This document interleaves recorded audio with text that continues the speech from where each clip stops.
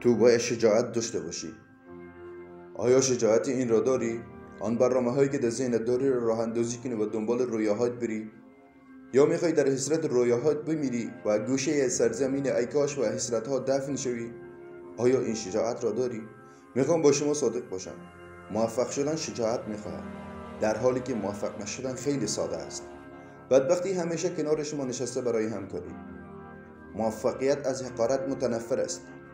اگر نمیخوای طوفان ایجاد کنی، پس یک آدم معمولی باش، عادی مثل بقیه مردم باش و با ایشان کنار بیا.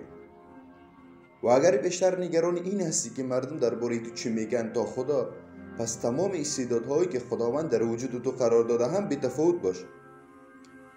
پس برو مثل بقیه باش، مثل آنها لباس بپوش، مثل آنها راه برو، مثل آنها رفتار کن، مثل آنها غذا بخور، هر جای آنها میرن برو، مثل آنها فکر کن، هر کاری آنها میکنن بکن. نسبت به خاص بودن خودت بی تفاوت هستی و اعتماد به نفست را زیر پای میگذاری، پس تو نیاز به شجاعت نداری. متفاوت بودن نیاز به شجاعت دارد. شجاعت میخواهد که راهی را که تا حالا نرفتی را بری. شجاعت میخواهد از منطقه امن خودت بیایی بیرون. موفقیت شجاعت میخواهد. برنده شدن شجاعت میخواهد. مردم در مورد افراد بازنده حرف نمیزنند. اگر برنده شوی آن وقتی که درباره تو حرف بزنند.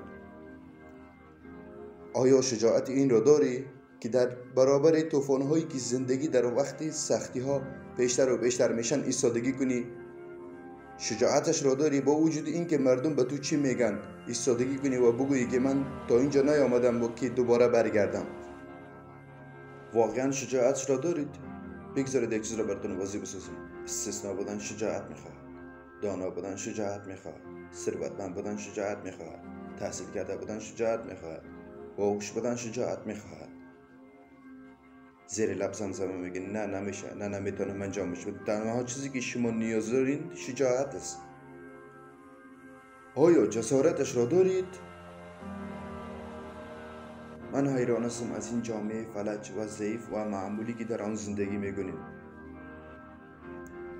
همچنان در این دنیای مجازی و شیشه‌ای که در آن زندگی میکنیم، آیا تا هنوز کسی باقی مانده که شجاعت این را داشته باشد و بگوید بعد از این همه سختی ها و چالش هایی که من و والدینم پشت سر گذاشتاندیم، بتوانم بگویم که این همه راه را نیامدم تا فقط یکی باشم مثل بقیه.